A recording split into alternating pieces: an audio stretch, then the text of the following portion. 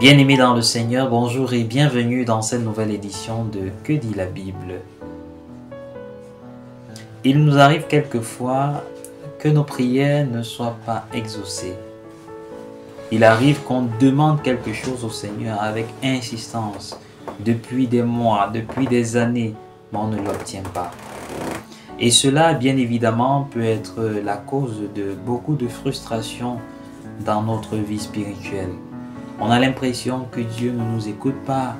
On a l'impression que Dieu n'exauce que les autres et non pas nous. Et à un moment donné, on peut désespérer. On peut même s'éloigner de lui. Que dit la Bible à ce sujet? Je voudrais ce matin m'arrêter avec vous sur un passage biblique que vous connaissez certainement. Il s'agit de l'évangile de Jésus-Christ selon saint Matthieu à son chapitre 6, du 9e au 13e verset. Alors il s'agit tout simplement d'une prière que nous récitons quotidiennement. C'est la prière du Notre Père. Et là, je voudrais m'arrêter sur deux éléments qui peuvent nous aider à comprendre pourquoi est-ce que notre prière n'est pas nécessairement exaucée. Deux éléments, il y en a plusieurs qui peuvent expliquer cet état de choses. La première des choses, c'est notre Père. Le préalable à la prière, c'est cela. Notre Père. La foi en ce Dieu qui est Père pour nous. Et c'est quoi un Père? Un Père, c'est quelqu'un en qui nous avons l'assurance. C'est quelqu'un en qui nous nous abandonnons. C'est surtout quelqu'un en qui, quand tout nous aura dépassé, on est sûr qu'avec lui, les choses vont s'arranger. Le Père est finalement le pilier de notre vie. C'est pourquoi perdre un père et plus largement un parent est toujours une situation, une épreuve douloureuse. Alors la question avant de s'interroger sur pourquoi ma prière n'est pas exaucée, est-ce que j'ai véritablement une relation de père et fils, de père et fille avec le Seigneur? Oui, bien-aimé dans le Seigneur, ce n'est pas qu'une question de parole. Oui, Dieu est mon Père. Mais est-ce que dans ma vie quotidienne, j'ai véritablement cette relation de père et fils, de père et fille avec le Seigneur?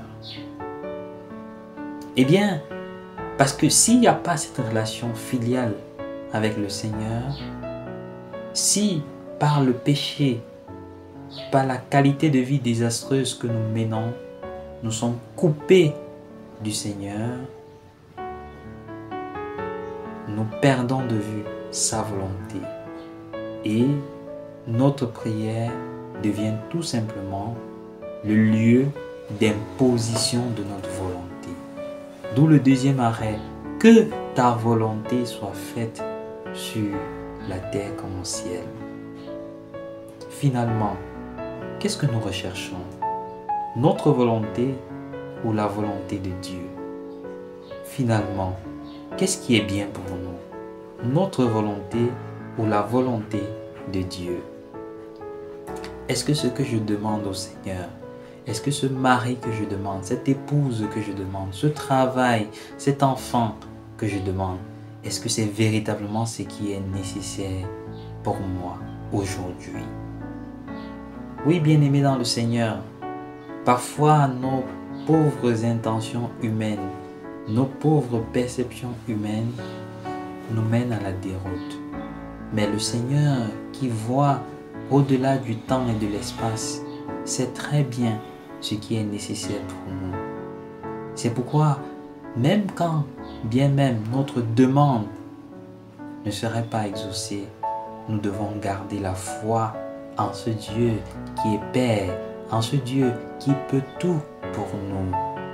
Et c'est là où la foi prend tout son sens. Regardez, je prends ici un exemple assez frappant. Abraham est dans sa contrée, dans son pays.